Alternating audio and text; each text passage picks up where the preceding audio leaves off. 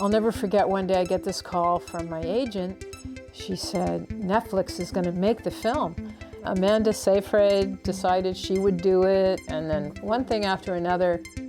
I hope that if you do see the film, which is called Things Heard and Seen, you'll also read the book, All Things Cease to Appear, so you can see both their very distinct mediums. I'm Elizabeth Brundage, and I started at Hampshire in fall of '78. At Hampshire, I was working with people who were just so open to experimentation. This is a place where you're going to be taken seriously, where you're going to be heard, and you're going to be listened to. And I think that is such a gift.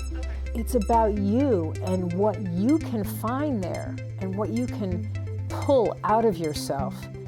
My Div 3 was a screenplay, a feature screenplay, about a guy who is leaving clues in a crossword puzzle.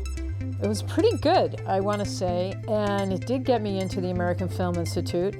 At 23, going out to LA in a business that it was mostly male-dominated, I was empowered because at Hampshire I was taken as seriously as the male students.